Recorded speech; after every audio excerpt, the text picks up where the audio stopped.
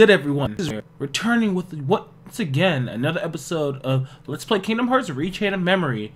Now, I do realize that right now we see a lot of black screen on screen. That's because this game, we're playing this on Kingdom Hearts 1.5 HD, which is the HD port to PlayStation 3 for this game. And so the load times are pretty obnoxious.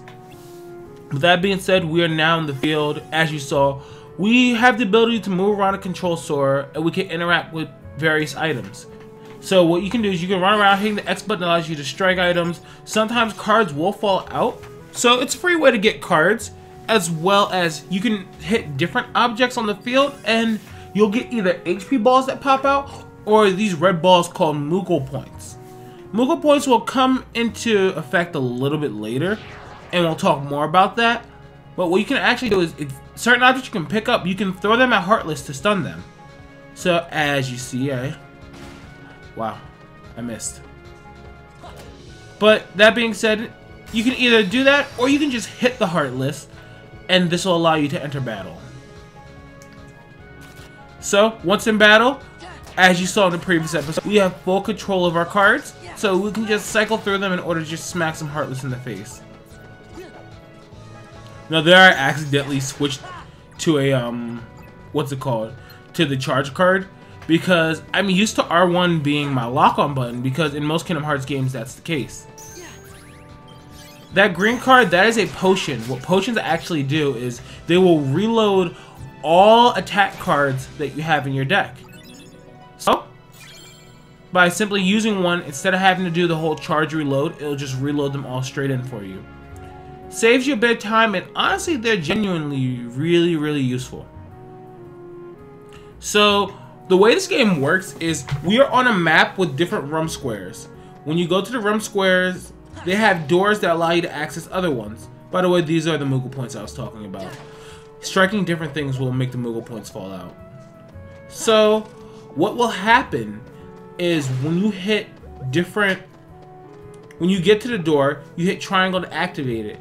And from any cards you collected at the end of battles, such as you saw when we beat that Shadow, I believe we got a Tranquil Darkness card.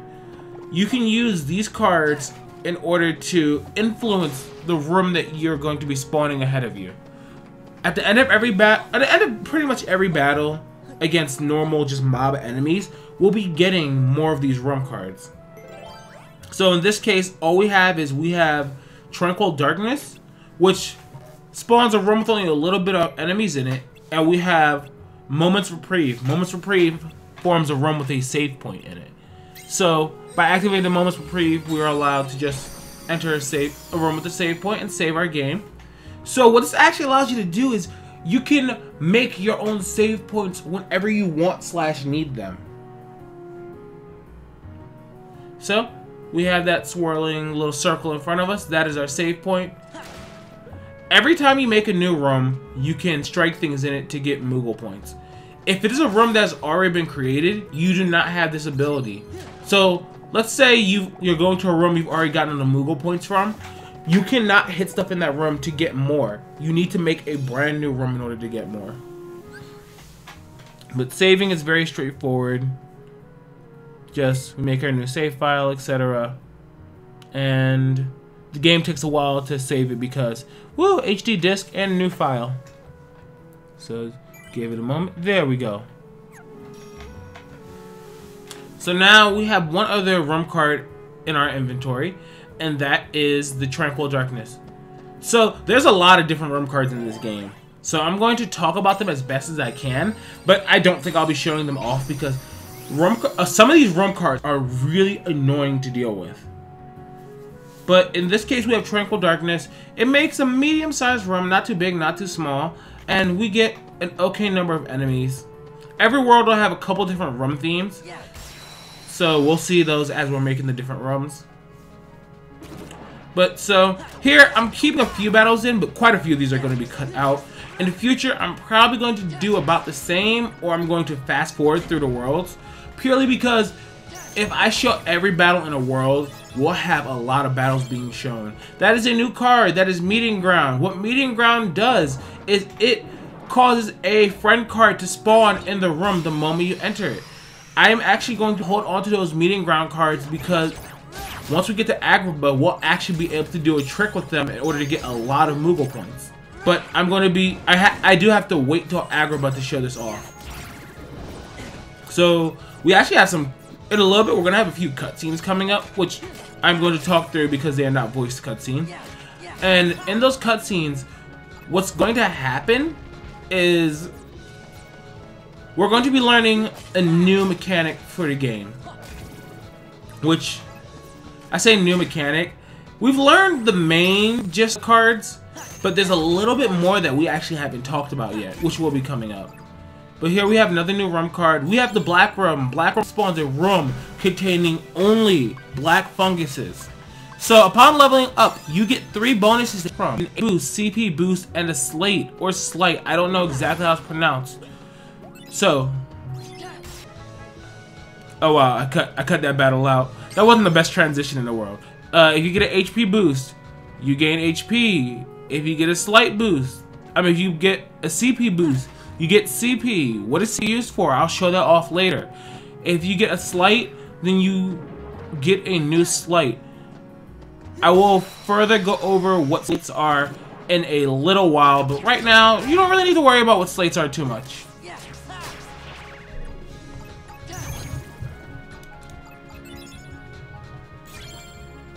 That being said, though, we did get another room there. I actually didn't get a chance to see what those different room cards were. Yeah, I am cutting. As I said, I'm cutting a lot of battles out because it's just gonna elongate the video artificially. What I might do in the future is just edit the battles so that they're sped up. This one I do remember keeping though. But so we don't know what slates are just yet. We're not too far from learning what they are, but. Yeah, I see battles are going pretty quickly. That card is Teeming Darkness. Teeming Darkness creates a large room that will spawn a lot of Heartless. Really good for grinding. But here we have a new room. What happens is, doors with crowns on them symbolize these are important rooms. There are between 3 and 4 of them in most worlds, with a few of them only having 1 because they have only 1 place you need to go. What happens with this is you have a requirement you must meet, which is the cards to the left, as well as you have a special key you must have, which in this case we have the Key of Beginnings.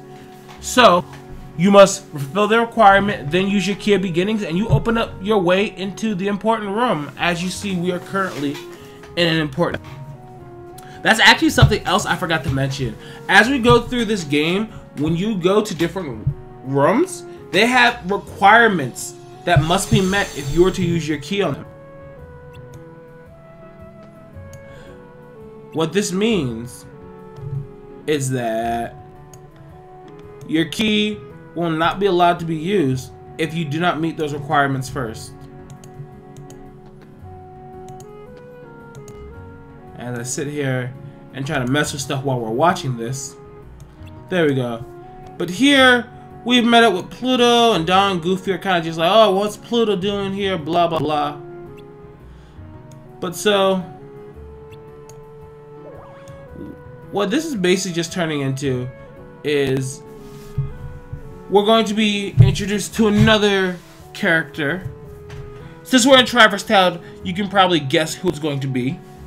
But I won't say it just yet because just give it a moment. Just give it a moment. I do have to do a decent bit of editing for these videos now because there is a lot of combat that I'm going to be doing, especially because I'm going to be grinding different things at different points. And I actually want to know, would you prefer me to just cut out the fights like I've been doing, or would you rather me fast forward them, mute audio, kind of play something over them, and then just talk about things that are important to the game state? But here, Leon and Sordon and Goofy are confused as to why he's doing Castle Pin, and he doesn't know what they're talking about. But yes, here is something that I actually wanted to talk about. And before I actually start talking about it, I actually want to know what the name of this thing is. This song is my most hated audio track in all of Kingdom Hearts Rechain of Memories. Why? First off, I think this is quite frankly not that good of an audio track. Not to say the composers did a bad job on it, I'm saying the track itself, I just don't like it. As well as, we are going to hear this audio track in every single world we encounter at some point, and in many cases, multiple times.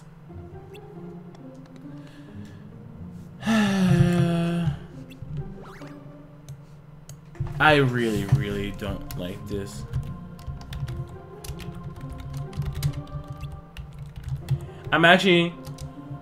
I really need to know what this audio track is titled, because this track, in my opinion, sucks so much. Like, I've heard this track so much, and I think it's just a really bad audio track. And if you disagree with me, that's fine. You have every right to disagree with me on this. But especially since this track is overplayed in the game, we could have been given a much better track. With how good Kingdom Hearts is with its news, we could have gotten a new track for every world when we have this type of situation. Just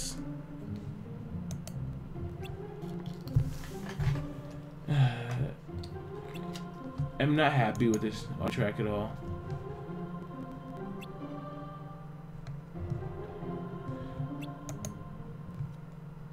I need to know what's this track actually called. Is this it?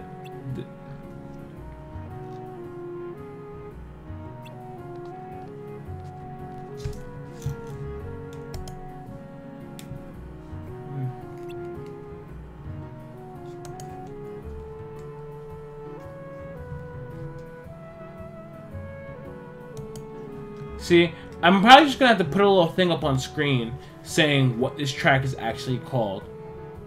Cause I'll be honest, this track I think just genuinely sucks. Just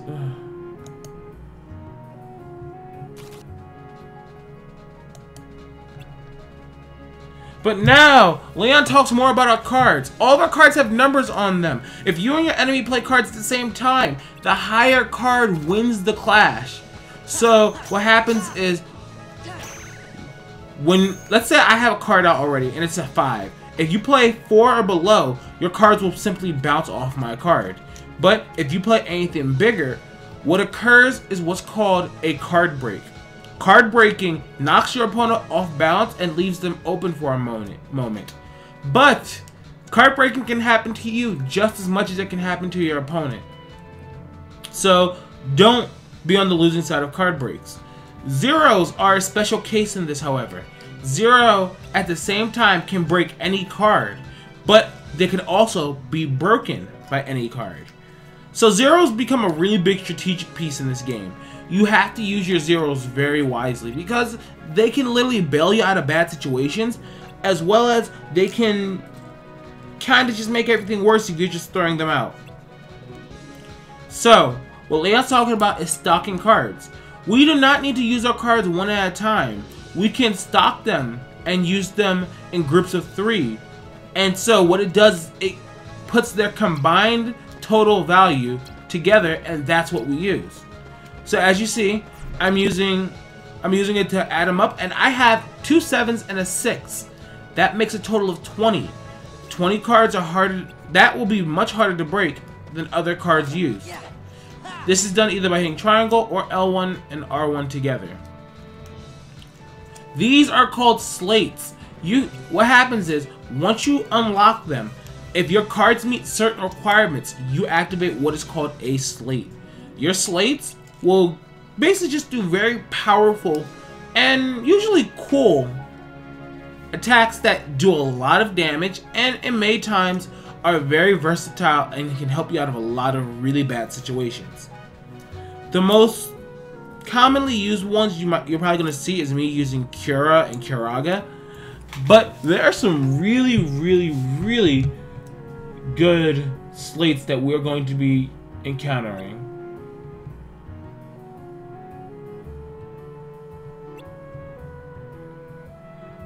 So that's what the slate thing was. Leveling up slates gives you more slates to have access to.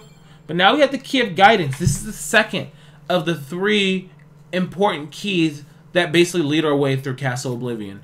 So we've seen Key of Beginnings. This is Key of Guidance. So we have a second crown door we need to go and find. I don't know if I show it yet, but if you by hitting the select button, you actually gain access to the room map, which shows what rooms are next to where. Oh, I have a Feeble Darkness card. Feeble Darkness, what that is you create a room where all cards used by the Heartless take a -2 penalty. Now, cards like this, they do not affect important rooms if there's a boss fight in them. Oh look, we skipped the fight. And we got a level up. I try to show level ups off, especially if I get them, because show you guys what I'm leveling up. You see that I'm leveling up CP? I do have a reason for doing that, and don't worry, we will talk about that more at a later time. But for the time being, it's not entirely important that I'm leveling that up. Just more or less note that there is a method to my madness. Something of note, to reveal a card in the overworld and get into a battle before picking it up. It will not be there upon exiting the battle, so make sure you can avoid it. You do avoid picking up the cards before entering the battle. As you can see, these Heartless cards are really weak. They're all taking a -2 penalty. You see the cards have a little blue number? That shows that their numbers have been changed. They have been augmented. They have been altered. Whatever word you want to use, these all mean the same thing. That being said, pretty simple battle. Just wanted to make sure you understood that. Power. Come on. Gotcha.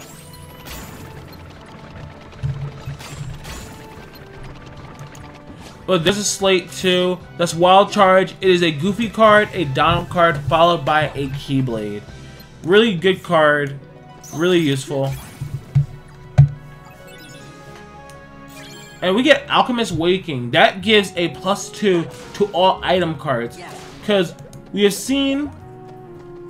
seen our item cards of a potion, but there are also ethers which reload our magic and elixirs which reload everything and don't use your reload counter.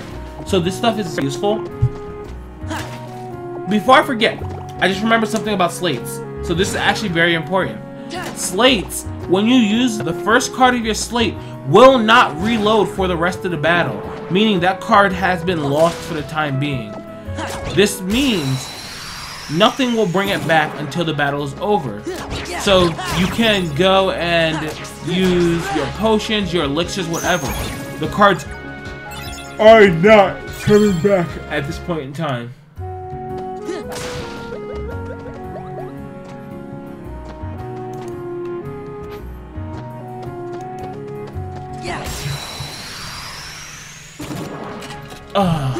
Here's the song. The song is titled Just Wondering, and we're going to be hearing it constantly. I've never been so happy and displeased at the same time to find out the name of an audio track. I mean it when I say I detest this audio track. When I say I hate it, it is, in my opinion, the worst audio track ever created by Kingdom Hearts. That was Sleeping Darkness. Sleeping Darkness, that card, you spawn into a room in which all the Heartless are not moving. Meaning you can simply just sidestep and walk around Heartless for the entirety of the room. It's pretty useful, I'm not gonna lie. But I'm both pleased and displeased that I discovered the name of that card.